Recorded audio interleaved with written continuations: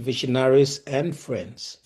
Welcome to tonight's Unfolding Capacity Virtual Leadership Masterclass, a platform where we grow together and equip leaders to lead with influence and purpose. This masterclass, ladies and gentlemen, is a space created to grow leaders, to unlock potential, and to inspire transformation across every sphere of influence. And I mean every sphere of influence. Since we began, this platform has connected educators, business leaders, academics, professionals, and aspiring leaders from across the continent and beyond. Together, we have shared wisdom, sparked courage, and invited and ignited conversations that have shaped futures. Tonight is no exception. We gather not just for another session, but for a moment of growth and empowerment. Thank you for being here.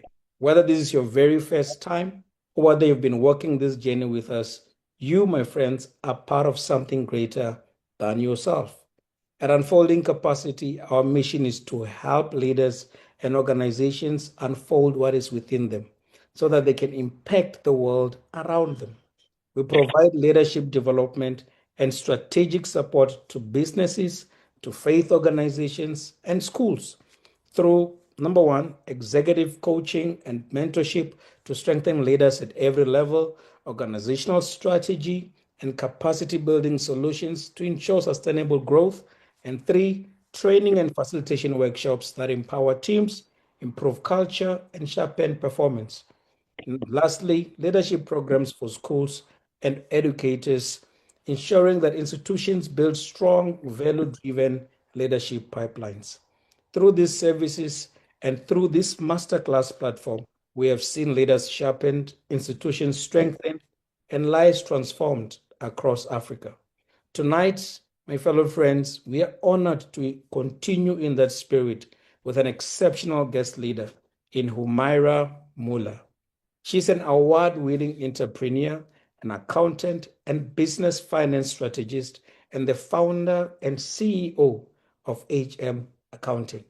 With over 15 years of experience, she has been recognized internationally, named Dubai's Daily's Best voted upcoming accountant, and finalist for the Humairaa Young Entrepreneur Awards in 2024. Her firm merges world-class accounting and tax expertise with financial education, digital innovation, and strategic business solutions, all aimed at empowering entrepreneurs, especially women, to thrive in an increasingly complex economy. She's currently pursuing her executive MBA, Master of Business Admin with Quantic School of Business and Technology. She is bringing a global perspective into African context while sharing Africa's entrepreneurial spirit with the world. Tonight, fellow leaders, she will speak to us on the theme, Money Talks, but Leadership Listens. She will be aligning finance, explaining how to align finances with vision and influence. This conversation, leaders, is about more than numbers. It is about leadership, growth, and the power of financial literacy to scale enterprises and transform communities. So I invite you to lean in, engage actively in the chat, and let tonight be a catalyst for your leadership journey. Ladies and gentlemen, leaders from all walks of life, please join me in giving a warm unfolding capacity welcome to our guest leader, Humairaa Moola. Humairaa, I want to give this time to you. Say, please take it away and share with us all that you've prepared for us tonight. Let it go. Thank you so much. Thank you, Amazement. I really appreciate such a warm welcome. I guess I don't have much more to say on that, but it is really such an honor to be here tonight and to be on a platform that is shaping leadership conversations across Africa, and especially to be a part of the Women's Month lineup. So I have always believed that finance is not only about numbers, it is about people, it is about choices, and it is about the future that we are building. And that's really what pulled me into creating HM Accounting, because I did want it to be more than just an accounting firm. I wanted it to be a space where entrepreneurs, especially women, could feel supported, they could feel educated, and they could feel empowered to make confident financial decisions.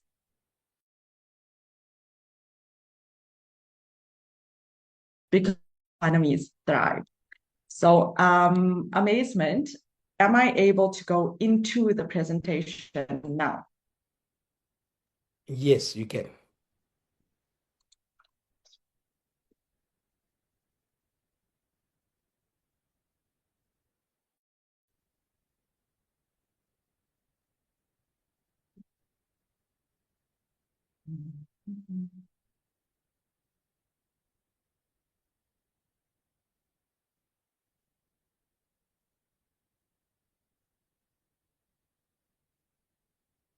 Can we all see the screen?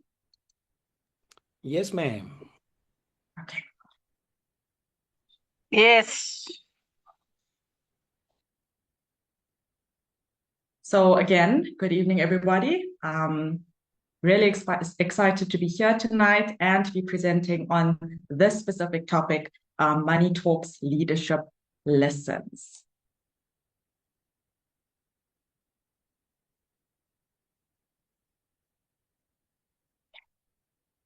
So I'd like to start with a brief story or an observation that I have had. I have worked with leaders across different fields, and they've obviously had extraordinary vision, extraordinary passion, and they could inspire teams, they could inspire people, they could cast direction, and they could mobilize a lot of teams. But then I noticed something, that when it came to finances, the conversations became quiet. The leaders could talk about purpose, they could talk about strategy, and they could talk about people. But when the numbers came up, which budgets, cash flows, financials, forecasts, the energy changed. And they would say, that is for the accountant, or leave it to the accountant. And because of that, their influence was limited. I kept wondering, how can leaders carry such powerful visions, yet silence the very, very language that sustains those visions? And that was the turning point for me. I realized that money is not just numbers on a spreadsheet. Money is a leadership language. And just like leaders learn to communicate vision, to motivate people, and to build culture, they must also learn to speak money. So I want to pause and ask you at this point, when money speaks in your leadership, do you listen or do you avoid it? Because leadership without financial clarity is like a vision without voice. It is very powerful, but it is unheard.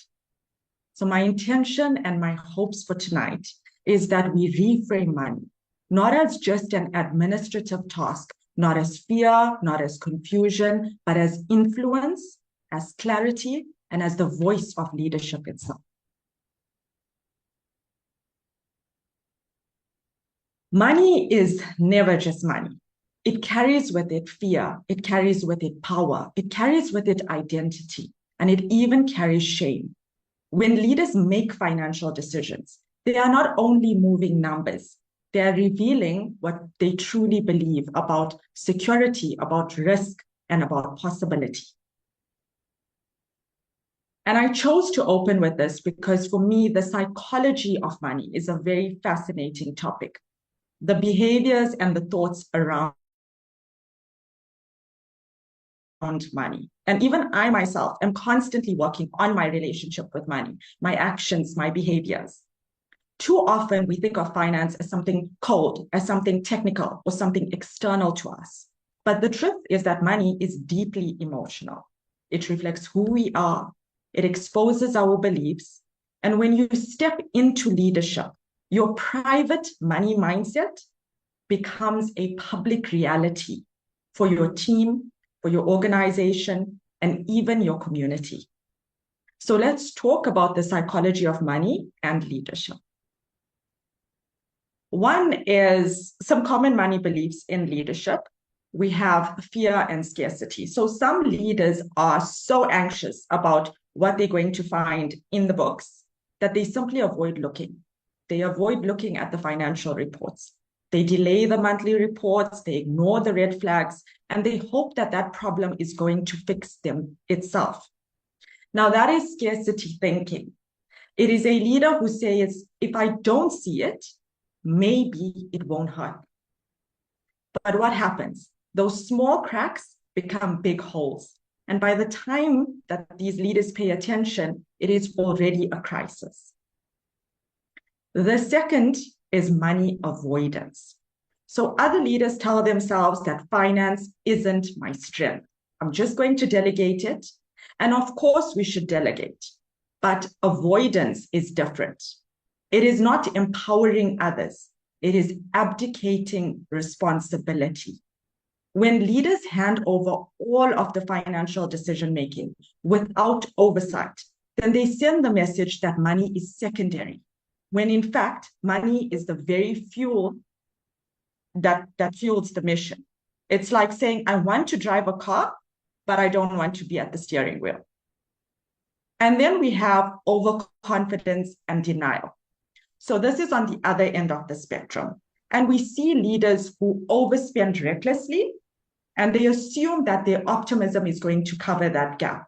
They assume that we will figure it out later, or something will come in, or we're just waiting for the next big project. Now, this is denial, and it portrays itself as confidence. It feels very visionary, but in reality, it's leaving your business and your teams plugging holes at the last minute. And that is how the trust quietly erodes. So what does good financial leadership look like? It's when we recognize that financial intelligence is actually a form of emotional intelligence. Think about it. The way that we handle money is an extension of the way we handle pressure, relationships, and values. Leaders who see money as a tool rather than as a threat naturally project stability and confidence to their teams.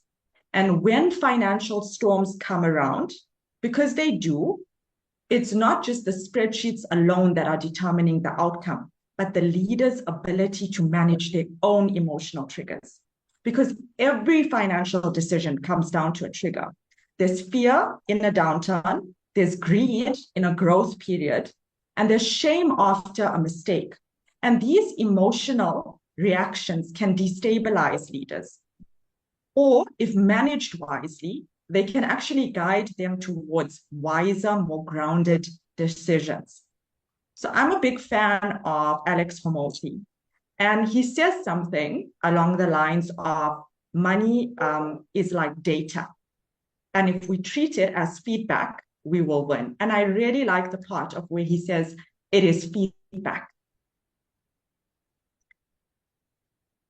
So as we all know, Mr. Nelson Mandela, right? And he became the president of South Africa in 1994. The country was emerging from apartheid into a very fragile democracy. There was calls for radical redistribution, for aggressive policy shifts, and for revenge economics. But Mr. Mandela understood something deeper. He understood that money carries symbolism. He insisted that South Africa's financial policies had to reflect the dignity and stability that we as South African people have. They had to show the world and South African people that the new government would not be governed through chaos, but through responsibility. And his emotional intelligence, his awareness of what money represented in that moment was just as important as the policies themselves. That decision helped to anchor South Africa through immense uncertainty. It was not just an economic choice. It was a leadership choice that was deeply rooted in financial intelligence. So while we're on this, I would like you to think of and to start writing down the money beliefs that dominate your decisions. Or you could think of your money beliefs and how they have impacted your leadership. Leadership is not only about vision, it is not only about strategy, it is also about resources. And resources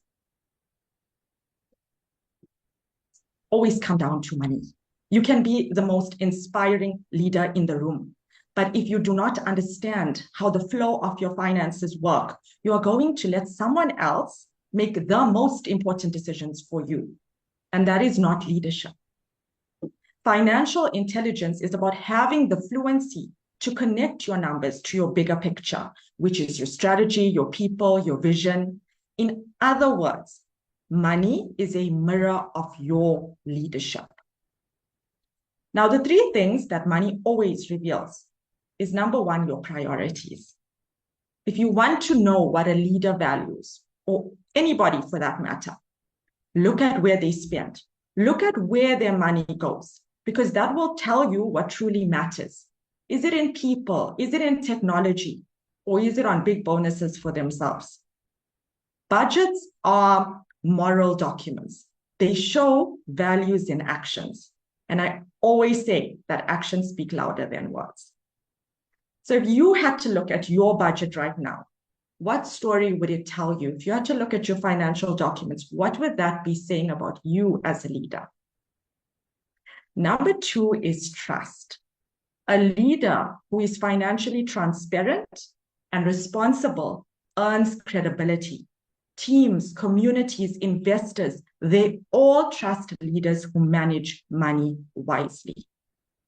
And number three is sustainability. Without financial intelligence, leadership can become very reactive because you are constantly putting out fires instead of building futures. But with it, you become proactive, you become strategic, and most importantly, you become unshakable, even in uncertain times. So this is what brings me to the leadership money triangle, which is made up of clarity, trust, and influence. Number one is clarity. It's leaders who know their numbers, they are able to make faster, more confident decisions. And leaders who are transparent, they build trust and they inspire confidence in their teams and in their communities. And when you have both clarity and trust, you are able to extend influence because people and resources are drawn to leaders that they can believe in. And this results in growth. So think of it this way. Your numbers tell your story. Your numbers are like your biography.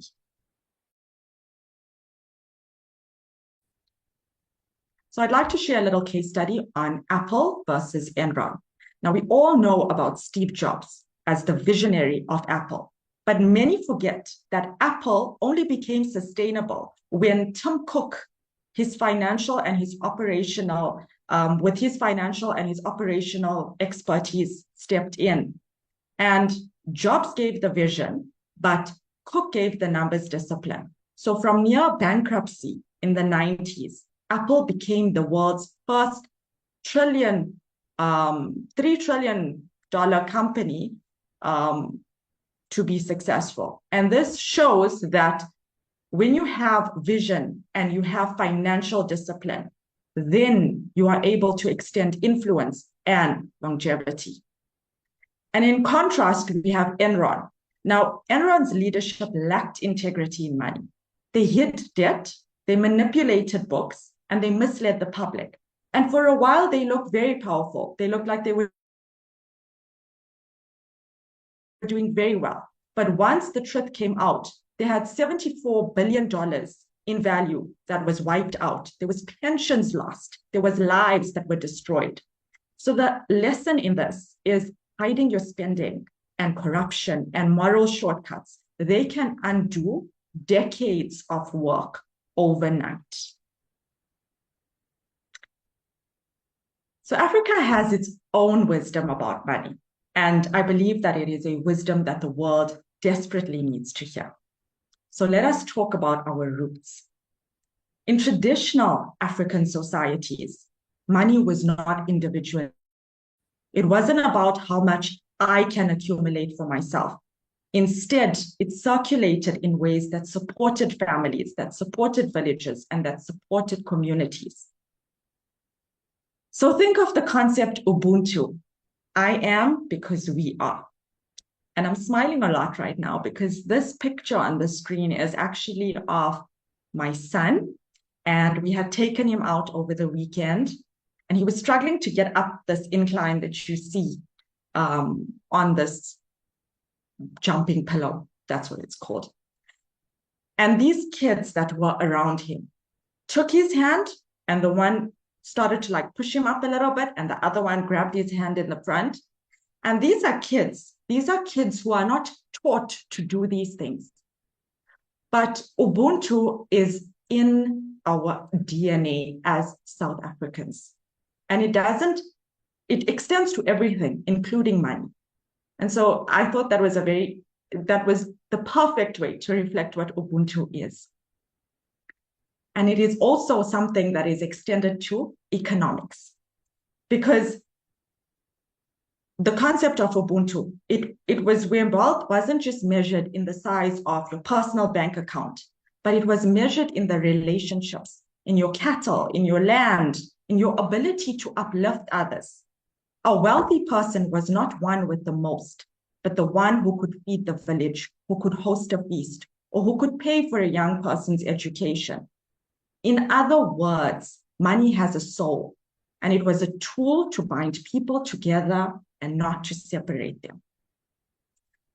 But fast forward to today, many of our leaders inherit financial systems that are designed through a Western lens. Systems where money is often treated as purely transactional. Decisions are made to control and not to transform. And here is where lies the danger, because when money loses its humanity, finance becomes just another weapon of power. So here's the good news. Africa has something unique to offer the world. African leadership can remind us that money is not just transactional, but it can also be transformational, that finance can carry humanity, that money can be both profitable and purposeful. Imagine a world where leaders saw budgets not just as allocations, but as these moral documents, reflecting the values, the dignity, the justice, and the shared prosperity. Imagine if Africa's wisdom of Ubuntu economics was infused into global boardrooms, into governments, and into businesses. So leadership is not just about making the numbers add up. It is about making those numbers matter. And Africa, with its deep history of communal wealth, of shared responsibility, and human-centered economics, has the wisdom that the world needs the most right now. Now I want to bring this even closer, right into Women's Month. And I want to speak to the woman in the room. For decades, women have been told money is complicated, it is intimidating, or it is not their place. And sadly, we have believed this.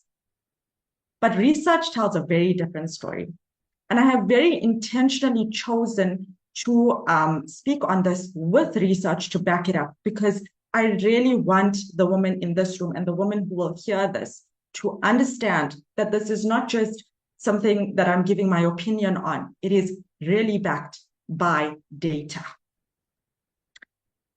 We have the Harvard Business Review found that companies with more women in financial leadership roles are 15% more likely to outperform financially. The McKinsey's Women in Workplace report shows that women leaders are more likely to reinvest in people, sustainability, and long-term impact when they manage resources.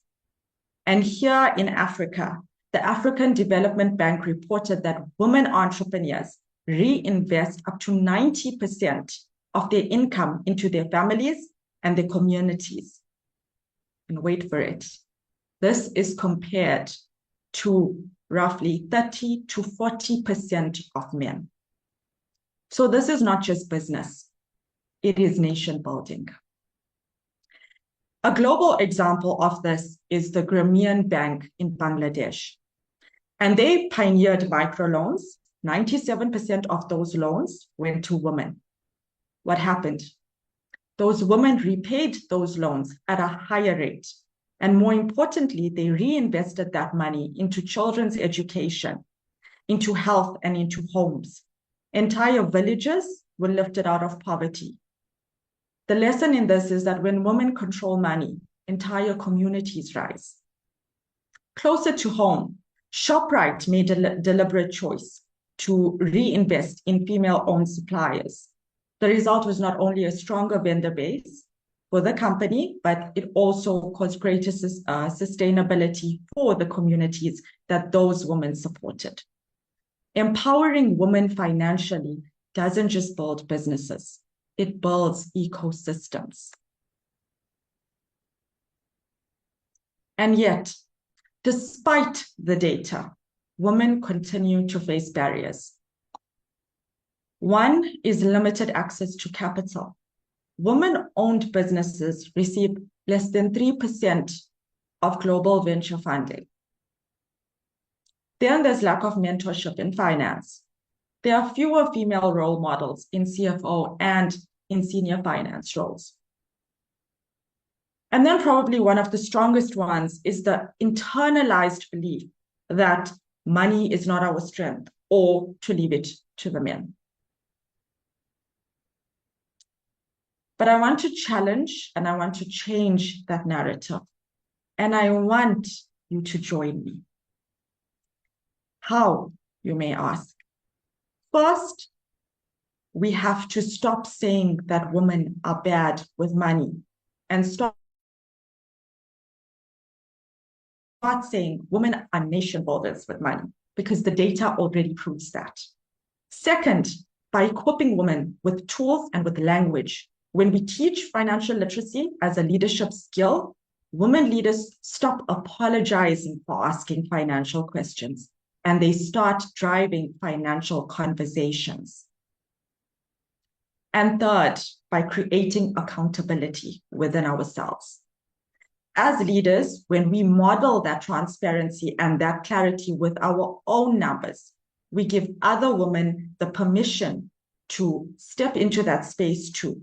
So in other words, if she can do it, I can do it. She can do it, so I can do it. I do want to be very clear on this point.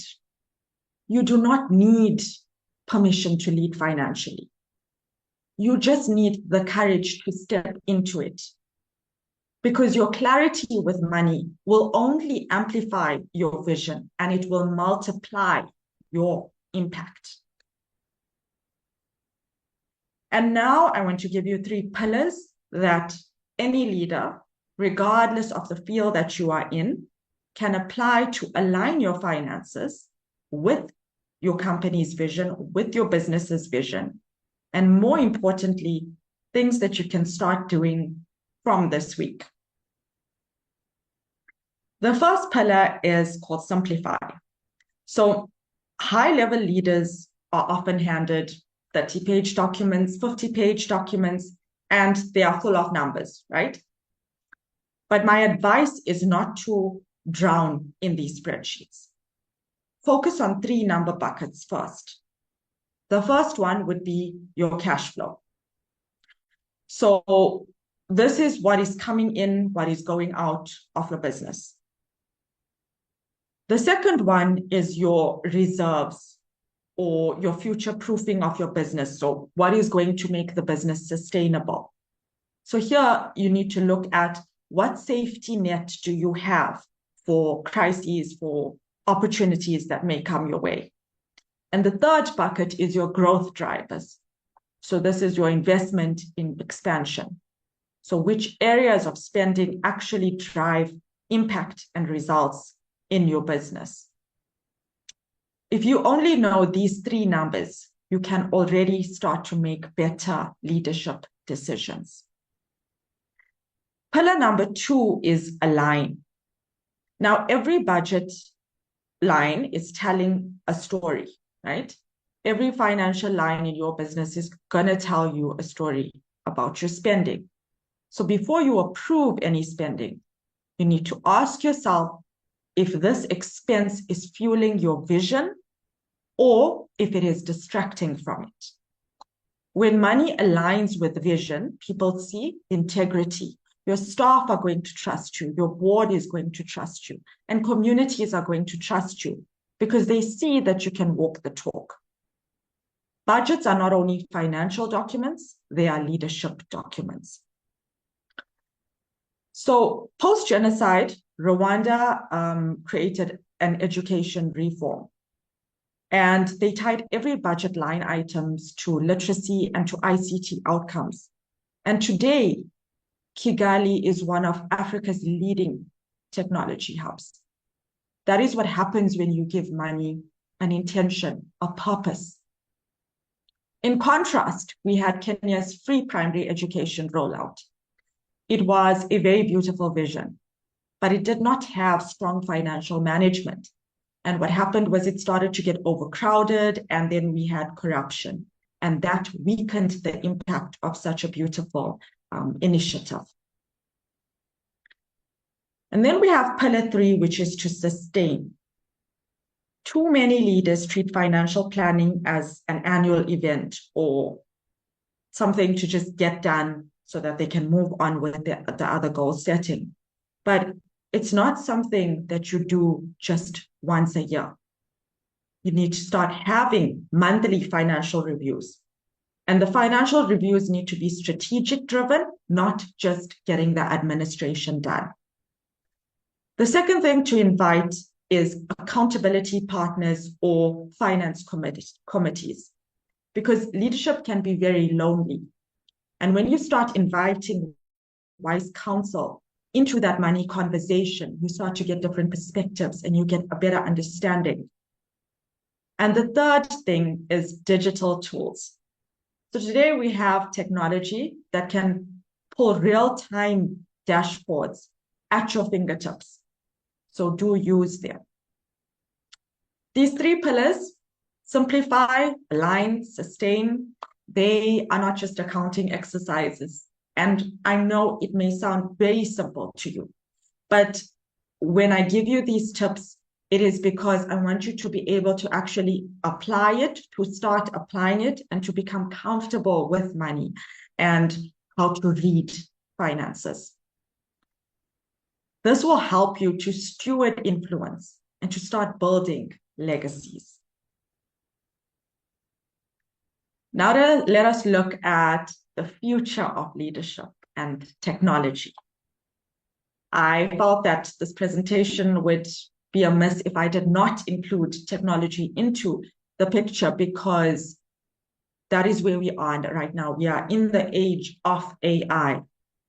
And if we just look at what technology has already made possible, it has given us AI dashboards. So today leaders do not have to wait for month end to get reports.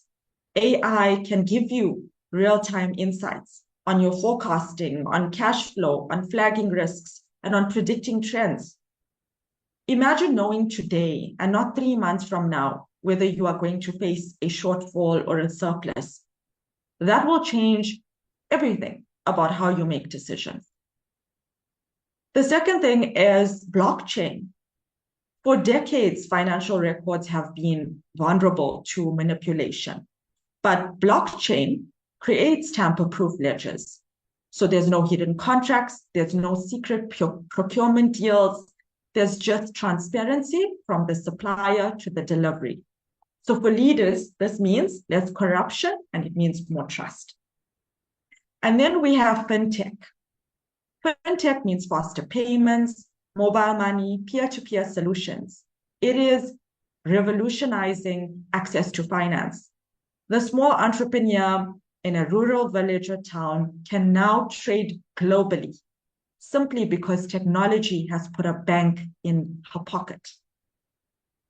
So what does all of this mean for you as a leader? It means that technology gives you the ability to see the truth faster. You do not have to wait for the finance team to clean up your numbers anymore. There's no more surprises when you discover 3 months too late that cash flow is now drying up. With the right tools, leaders today can be agile.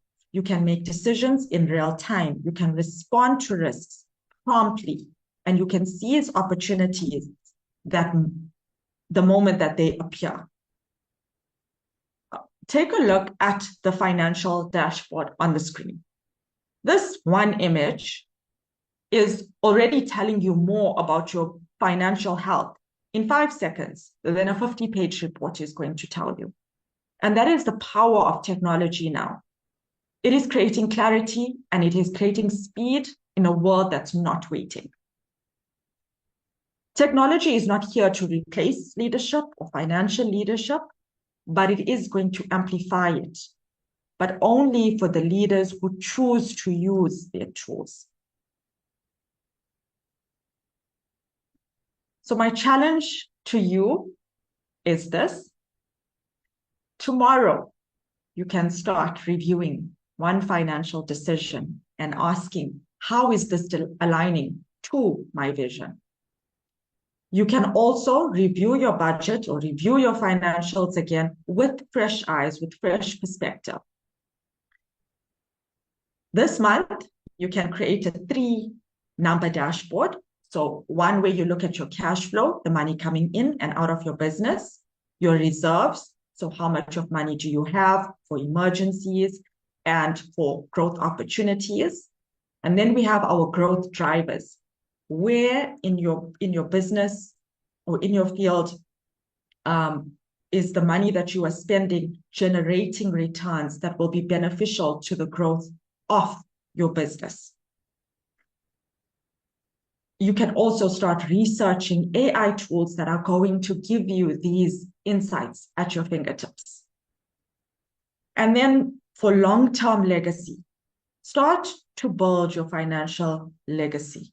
Think about the books that you can start to read, having consultations with your financial planner, investing, retirement planning, saving accounts. So in close, I would like to anchor in 3 truths. Number 1 is that money is a language of leadership. It is not just an administrative task, but it is how we show what matters. Number 2 is financial clarity builds trust and it builds resilience. It gives leaders confidence and it gives communities confidence in those leaders. And 3 is women leaders must step into money conversations and start owning these conversations for future legacies and impact. So I am really very interested in seeing if Amazement allows for you guys to share the first word that you associate with money in the comments. It would just be a nice exercise to see how everybody thinks of money and to know that we are not alone in our thoughts. Thank you so much for your time and for your attention. Wow, there you go, guys. First word that comes to mind when you hear the word money. I see growth, I see power, I see budget. Someone said debit. I'm sure they mean debit orders. So can I get some more words? Responsibility. Okay, that is good. That is good. Can I see more words? Any word that comes with money. And you're welcome. If you're struggling to put your words in the chat, you can unmute yourself and just say, hi, this is what the first word, that comes. Peace. Okay. Wow. I didn't see that coming. Life. Okay. Okay. Plan. Okay. Interesting. Interesting. Funny, no one is saying spend. I thought someone's going to say spend, I just. Choose. Financial freedom. Okay. I'm so glad to see nobody is saying stress.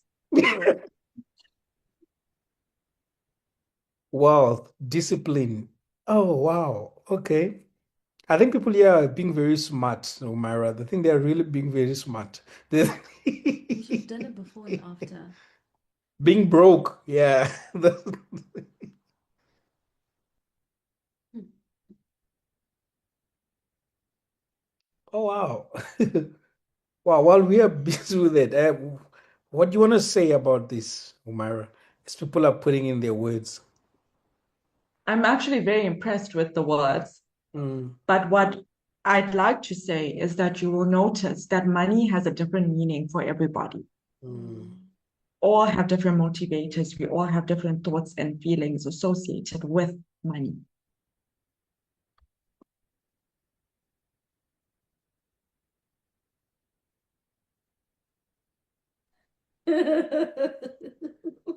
I actually like that Paul has said he wanted to say spend, but now he's choosing value because I think that is such a good way to think of money is that what value am I going to get out of this? It's not just about spending money, but what is the value that is coming back to me?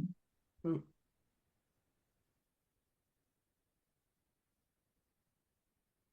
Hmm.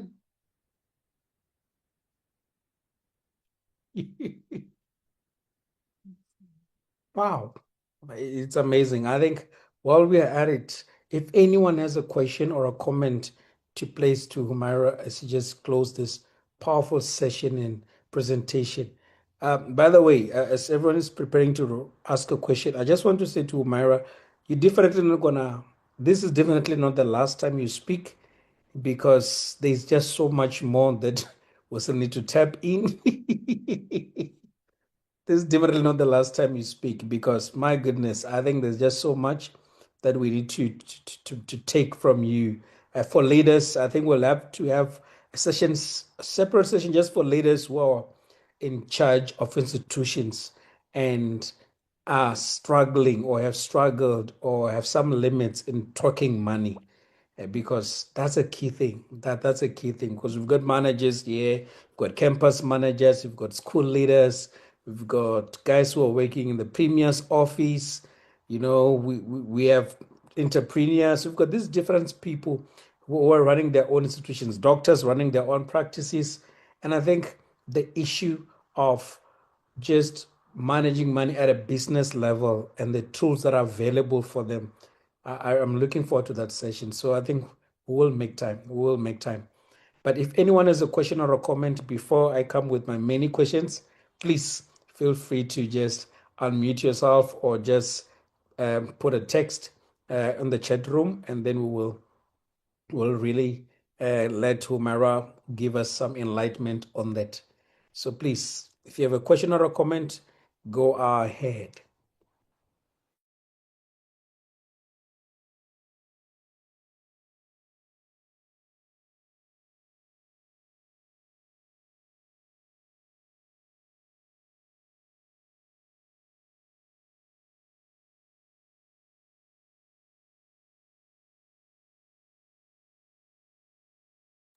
All right, here's a question.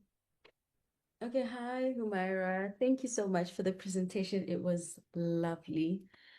There's something that my husband and I keeps talking about, which is the effect of growing up in poverty and the impact that it has on a person's view of money.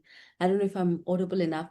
The impact that it has on a person's view of money and how that can be a little bit destructive once you come into a setting where you have a lot of money at your disposal. Is there a way that someone can sort of adjust their thinking and try to come to a more stable way of thinking about money and all of that? If there's any tips that you have for us in that regard, then that would be lovely. That is actually who gave that question? That's Dr. Riboni. Yeah, Dr. Yobomi. yeah. That is something that I focus a lot on because I feel that a lot of us come from those backgrounds where we did not grow up with money. And like you were saying, when you come into money, it's very easy. There is that scarcity of I didn't have and now I have and I don't know how to manage it. And then we end up spending it. I've seen this time and time again. That's actually, that's a tough one. It is, I think, the point where you first have to seek, like you have to educate yourself. You have to start reading on it, because otherwise there's nothing that's just, it's not just a mindset that you can break out of. It's something that you have to educate yourself on to start understanding, how do I manage these finances? I didn't have this. Now I have this. So what do I need to do with it? Because when you have a little bit of money and it becomes a lot, and we are not taught, okay, so we need to save or we need to invest. It's not something that just comes naturally. We don't know what to do. So the best thing for that is definitely to start educating ourselves on it. And also, you will notice in the presentation, I shared case studies, because what I found very, very helpful is that when there's evidence that this has been done and it is factual and not opinionated, it makes a difference as to how people react and their behaviors that they have. So I would definitely say, to start finding education on it, reading up and consulting with professionals. Thank you for that clarity. There's a question there by Poppy Ntlama. Please go ahead, ma'am. Hi, Humairaa, how are you? Hi, I'm well, thanks. How are you? I'm good. I've got one question. Like, for instance, when you said the one word that we need to write that we associate with money, and I said power. How do you stop being afraid of money? I know it sounds very stupid, but fear of money can also become a stumbling block where you then say, I need more money to achieve a certain thing.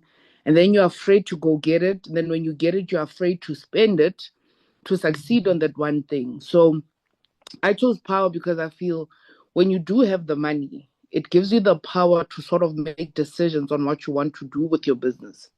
But then fear becomes a stumbling block, because then you're thinking, if I spend it, then I'm not going to have more of it. But in actual fact, if you spend it, you can actually acquire more of it.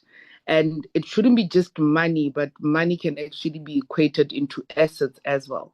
So how do you get over fear being your biggest stumbling block in achieving the power that money has for you? These questions are really good. They are really, really good. I would say to have some sort of savings, but not just a savings, more of an investment account. So wherever you're investing your money, you are getting a return on that money. I don't know if you have one of those investment accounts that you've put maybe some of your monies in. But what I've noticed with that is that when you have that security and when that money is making money for you, then you are able to spend a little bit more willingly. I think the second thing with that is to also question yourself on that, whatever you want to spend it on. So, for example, if you're hesitating about making a decision as to whether to, for example, invest in another staff member, you start asking yourself, well, then what return am I getting on this? As in, what is that staff? How is that staff member going to benefit my business? And you actually start writing it down. So not in your head, on paper. And it should sort of, I think what we're speaking of is a lot of the psychology of money. So when I'm giving these answers, again, there's something that happens when you start writing down, when you start questioning your thoughts, when you start questioning your beliefs as to why, until you are out of whys and you feel better about that decision that you are making. But again, the investment account is really important, knowing that you have the backup. and to keep affirming that, and then writing out your decisions and why that is needed or not needed, and seeing what the evidence proves. Okay, thank you for that. And a follow-up on that one is, so I would love to conquer the world and wish I had enough money to do that. But I think also the biggest fear for me comes as having that investment and having money grow, but then also having or seeing other avenues where it can bring in more revenue, but then also requires me just to, so it's more like a battle or a struggle between, okay, I don't want to tap completely into my investment, but I know this is going to bring in more. But then again, I've got 101 other things that I also want to do. So the listing down does definitely help when it comes to that. But then I also feel that sometimes it sort of sets me back with then my priorities keep changing as to what I want to do first.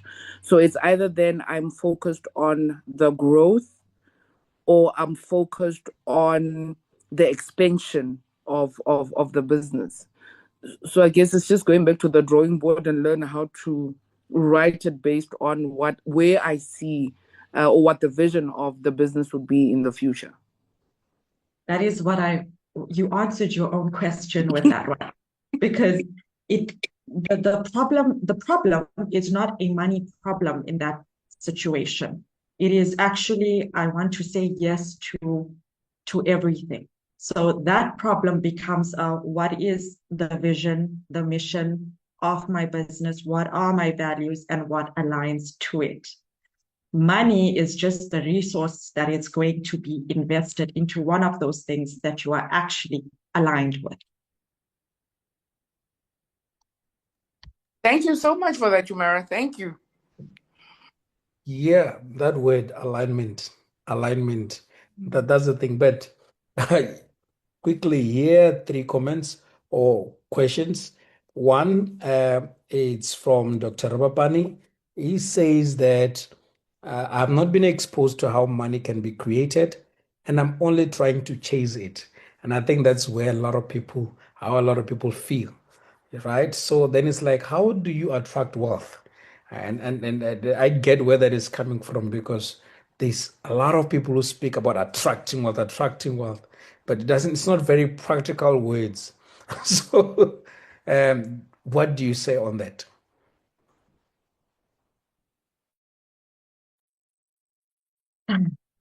I was there at one time, and I thought that, if I just change my mindset, if I just think differently, because there was a time when the law of attraction was a very big thing. So, you are your thoughts, you think, but it doesn't happen like that. You need to have money to believe that you can have more money and that you can keep that money. It's hard to be in a situation where you don't have it and then think, I'm gonna attract this. It's hard to think, okay, well, I have R5 and I'll go and spend it on this because money is coming back to me. It's not a mindset that just comes naturally. And I would say it's not the mindset to start with. That is my thoughts on it. I would say that it actually takes actually working towards that money. And once you have a little bit of money, once you have, I feel something very powerful is saving. And I brought this up previously, where having that little bit of savings, it creates some sort of stability, some sort of safety that we need, especially coming from mindsets of scarcity, of not having. So just that in itself, it makes you sort of feel better about yourself,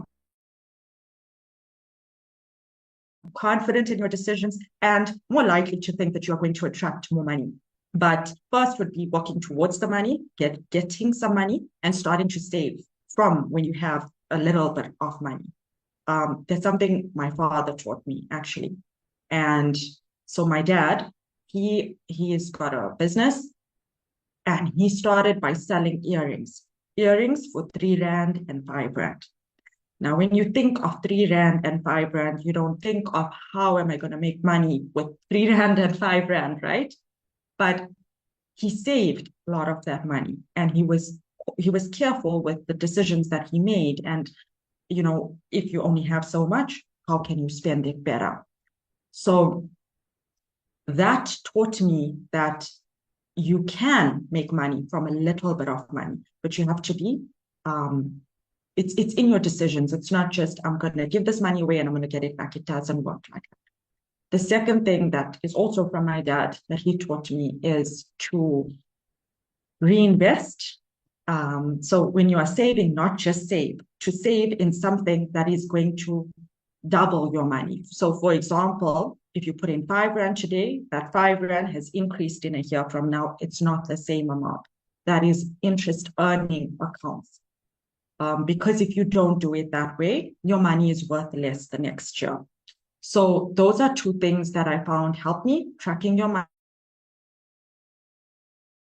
money, saving your money. And once you have a little bit of money, you get to save that. And then you can start feeling more confident in your decisions. And lastly, educating yourself. I think we are so fortunate to have these type of platforms, as well as YouTube. There's blogs that we can read. There's so many ways that we can start to become more confident with the money that we have.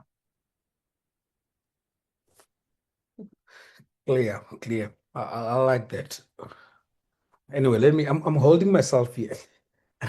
Paul came with the next question. He says, what's the best way to balance rewarding yourself with financial discipline, especially after overcoming a long period of financial struggle? So I think it's very similar to the first question that was asked, but just the idea of now feeling like I need to reward myself. I'm finally working. I'm finally have money coming in versus how do I be disciplined to ensure that it doesn't just come and all disappear at the same speed that it came.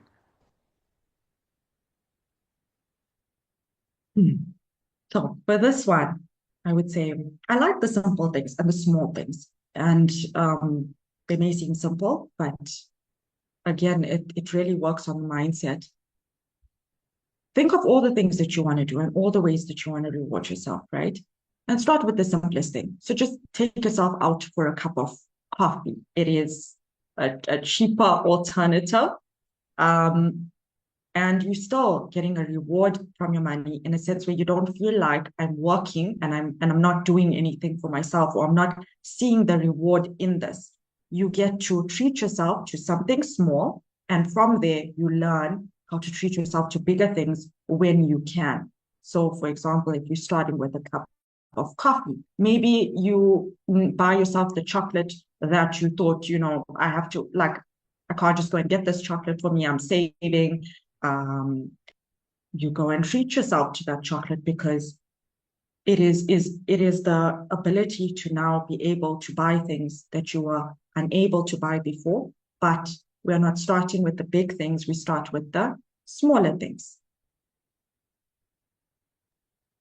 I hope that is helping. Yeah, it is. I think, unfortunately, sometimes we want to reward ourselves beyond the right proportions, and it just becomes uncontrollable, and we are in a hole that is difficult to come out of. But Yes. here's a comment by Rasingwani.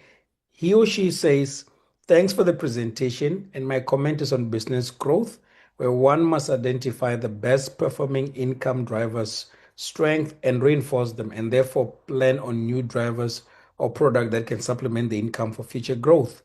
Then my question, for the sake of unlocking understanding financial intelligence, at what stage can one say I have money to spend? Okay, so money to spend how? Because we always have to spend money on different things, right? So money to spend on, are we talking about growth specifically, or on yourself?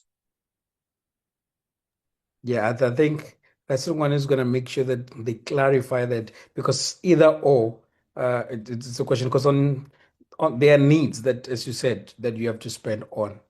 But then I'm thinking it's probably referring to spending on self. Not sure if it's referring to spending on the business. I'm not sure. but I think he or she will clarify in a moment or so. But in the meantime, earlier you spoke on alignment, right? And I think businesses and people at the personal level, they struggle with that a lot, where now the temptation is to spend or to allocate your finances to what is trending, to what is popular, to where everyone else is. Let's say, for example, you're running an ed tech company, and at that time, everyone around you is into property and, these other things. And now you feel in between that, wait, let me just uh, try to diversify. But over time, you find that your diversification is diversified, and that diversification and now you just have a lot of things where your money is going in 30 different directions, but there's no longer alignment into what you should do and what you're all about. How do you bring yourself back to your core where you have find yourself malaligned to what you're supposed to do?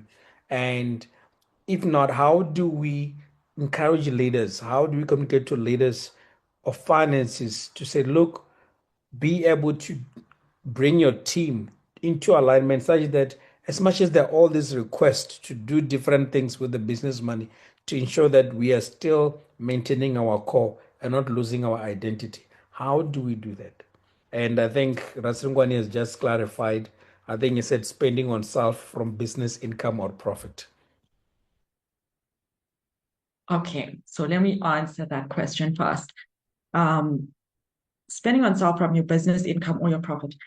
I encourage actually my clients, for example, I encourage them to draw a salary from the time the business starts to become a bit sustainable. Some people say to start drawing a salary from the time you start the business, but I do think that is not always possible. So I would say from the time that you start earning a profit in the business to start drawing a salary for yourself. Whatever that salary may be, doesn't even have to be much. But the point of this is that sometimes we continue working on the business and eventually become a little bit resentful because we are not getting anything back from the business, but we keep putting in and taking care of everything else, staff salaries, all of our expenses basically, except for ourselves. And we are also a very important part of the business. So I would say that once your business is profitable, to start drawing that salary for yourself and taking it out of the business. I think that is what you need to do. Don't wait to have like a certain amount of profit to get bigger, reach R1 million before you draw a profit. Start on a smaller profit even if it's a lesser amount, but take something for yourself so that you actually enjoy being in your business, receiving from your business, and growing your business. And then I hope that answers your question. And then to amazement. Again, I think Poppy had asked this question earlier in a different way, but I think again it goes back to aligning with your vision, your mission, and when you're making decisions, to ask yourself why this decision would work, why not. Also, it's very important to look at the return on investment. So like you were saying, there's a whole lot of different things that may come up, and you know what, this is going to grow my business and I'm going to bring in money. But it needs to be a more thought out decision in a sense of, well, what is my return on investment? Do I have the skills and the expertise for that?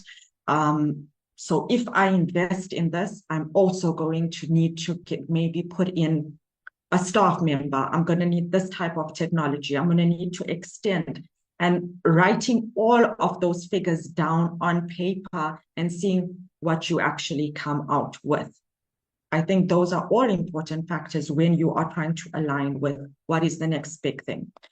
Something that I have done is I have not really gone into like diversified too much, except in the field that I'm currently in. And that is because until I can say I have mastered the field that I am in, there is no point in me going and looking at B, C, D, E, and F. I need to maximize this field that I'm in, put my energy there and my resources there, and try to first build that. Because at the end of the day, whichever business you are in, you can generate a profit, you can grow that business, but you cannot be giving your attention to many different things and expecting yourself to get something back from it because your attention is so scattered.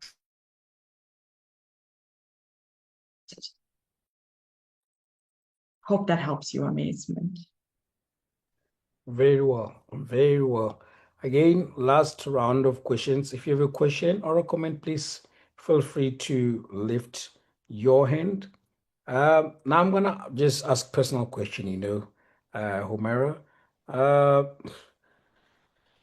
One, you've been recognized internationally from the Dubai dailies. Congratulations on that. So, but I want to know what values or principles have kept you grounded through your success. You are so grounded, you're reachable, you're able to communicate well to people from all walks of life. What values and principles have kept you grounded? And secondly, many women hesitate to see themselves as financial leaders, right? What would you say encourage, or what would you say to encourage female entrepreneurs and aspiring leaders in our audience today?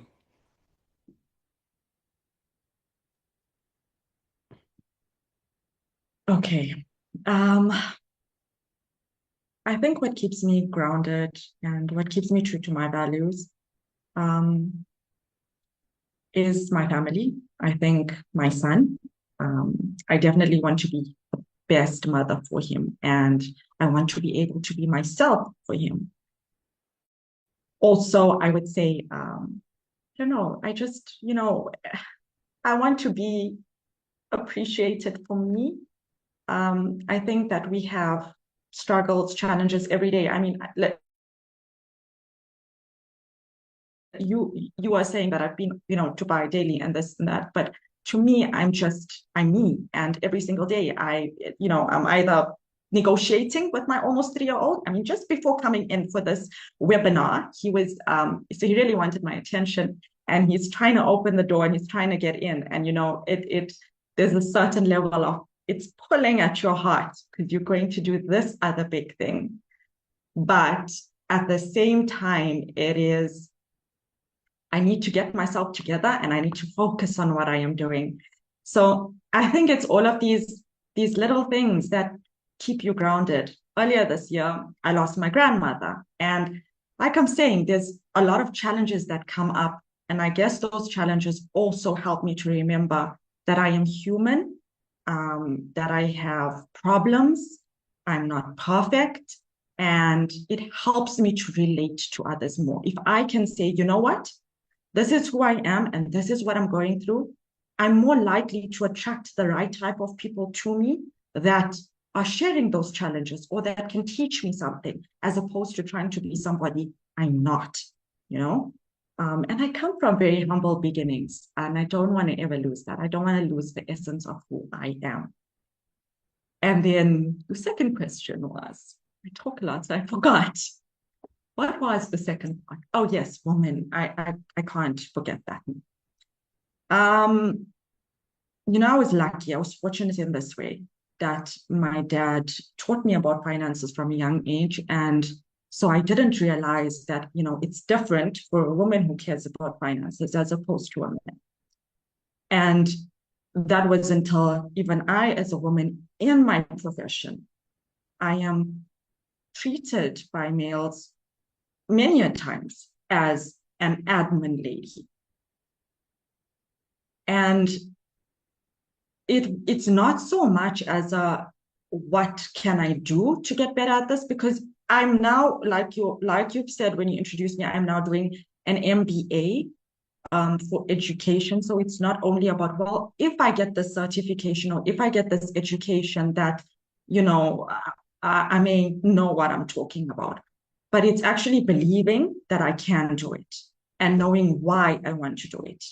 And I think for women, it is already having the self-belief that, you know what, I really want to learn about finances. I really want to have a better life. for myself, my children, my family, my parents, whoever it may be, and just going out there and starting to take the next step and the next step and the next step. Because we are never ever going to be in a place where we are fully ready to start looking at our finances, to start learning at our finances. It is a part of us where, as uncomfortable as we may be in that moment, because we don't know what a balance sheet is and we don't know what all of the expenses are, but just taking that first step and starting to learn about these things will take you to the next step that you need to get to, because you will slowly become confident in that journey. And also, I do want to say, please reach out to me, anybody.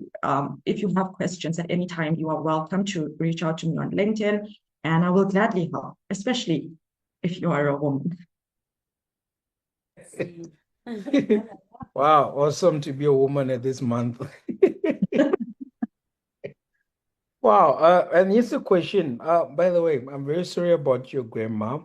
Yeah, may her soul rest in peace. And yeah, thank you for sharing that heart with you. I think when you mentioned your son, the same, I always have to negotiate with my three little ones that there is having a meeting, everyone must shush, but yeah, it's always something different. So thank you for sharing that. At least I'm not the only one. Um, Here's a question by Muketwa. She's finishing her MBCHB, so she'll be a doctor by the end of the year. And here is her question. She says, so I'm about to go into a working environment, and I've got people who are financial advisors, planners, and private banking approaching me. My question is, how important are they, and are they a necessity at this stage of my life? And I just want to say a little before you answer that, you know how these people take advantage that, yo, yeah, young professionals coming up, and then they just bombard you with offers and all of that. What can she do? What advice can you give her? I actually didn't know that people do this, but it's fair to give people like a hearing, right? But go back and do the research for yourself on those options, whatever it is that they are giving you. Depending on your working environment that you are going into, I don't know if, for example, your working environment gives you like a retirement annuity or any sort of, those types of things. At that point, if they do, I would say not, you don't, financial advisors at that point, maybe not so. I feel they take advantage, yeah. But I would say still investigate what they are saying. Investigate what they are saying and find out for yourself. Don't just take anyone's word for it. Go back and look into the information before you make any decisions on what they are saying. I can't say to you, do this or don't do that, because there may be benefit in it and they may not. But the only way that you're going to know is if you take the information that you get, research it to know whether you are making the right decision or not. If there's anything about extra fees or high returns or all of those types of things, please do proper research on it. And just on a banking note, also when you're choosing a bank account, please do choose a bank account that has a lower bank charge. Look at what they're offering you or what their tiered plans are. This again is a very simple thing, but a lot of people pay too much even in bank charges. And I'm just trying to save rands and cents. Yeah, much clear. I think I need to let you go back to your son. Yeah. But once again, we're gonna have you again. But just lastly, before you go, right? You are completing your executive MBA at Quantic, which is awesome. So I just want to ask, I know for me, it just exposed me to a different world altogether, but how has this global learning experience broadened your outlook, especially when it comes to leadership in Africa? Well, firstly, I think, apart from the content that we've been learning, I think so. Amazement has also done his MBA through Quantic, right? So for everybody else, it is the online platform that we are using, and we get certain projects that we have to work in groups with, and then our main project, which we can opt to work in a group with as well. And I think that was a very important element for me because it wasn't about just the content that we are learning, like as per curriculum, but it was about interacting with the different types of people and learning how they think, understanding how there's so many points of view to one thing, and where I thought something different, somebody else thinks something different. One of the biggest things for me was I did notice that people in first world countries are more confident in themselves as opposed to me. I feel like sometimes I'm almost apologetic to speak, and they are not. But I've also realized that what they are saying is not more important than what I am saying. It is just that they are confident in themselves. And I think that's one of the biggest things that I've learned. And the second thing is just that there's not just one way, there's different ways of doing things. And sometimes the environment that you are in also shapes the way that you think. So I would say it's giving me new perspectives from the content, but also, most importantly, from the people that I've had this experience with. Yeah, I'm glad. I think you're right about the confidence, though. My goodness. Ooh, yeah, but I'm just thankful that we get to over time you get to be better with that confidence and just learning to share yourself with other people. I think that's really powerful. But otherwise, there's so much that we want to know. But unfortunately, our time is up. And Humairaa, thank you so much. I know we stole you from your family. We really, really appreciate you. We're gonna make time. We're gonna make time to invite you again because yeah, there's so much to learn. And I think as we close off, I don't know, maybe before I even give my closing remarks, if you'd like to give your last word to everyone that is here, including the men that are here as well, because I see you have really forgotten about us. But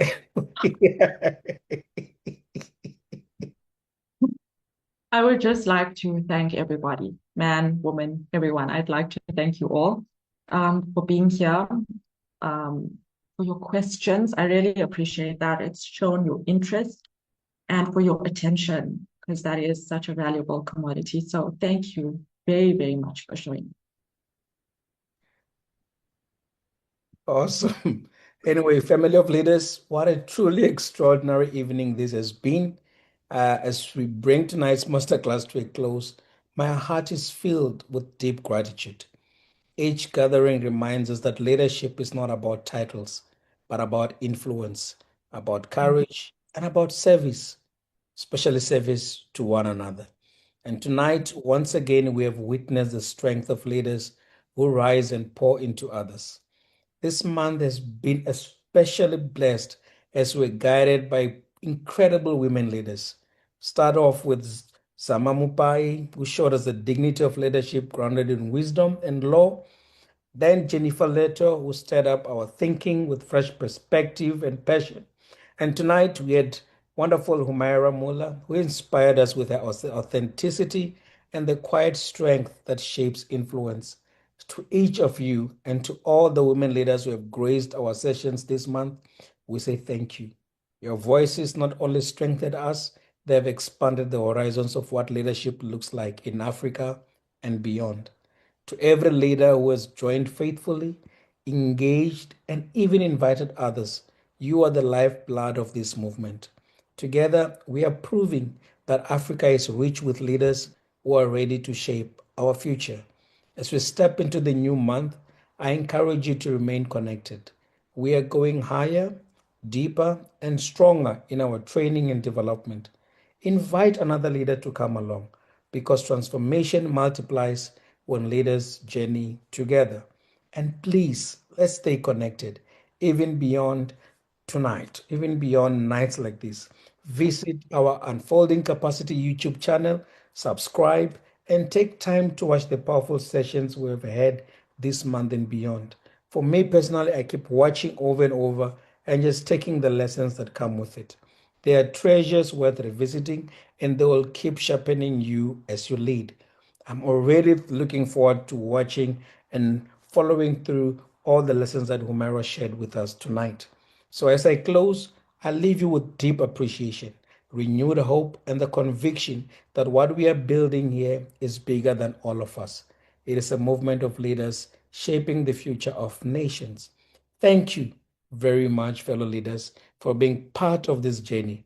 Until we meet again next month, keep leading, keep serving, and keep growing. And above all, keep unfolding your leadership capacity. The continent is waiting for your impact. Good night, and God bless you all. And to Humairaa, have a wonderful, wonderful evening with your family. And everyone else, thank you once again. Have a beautiful evening.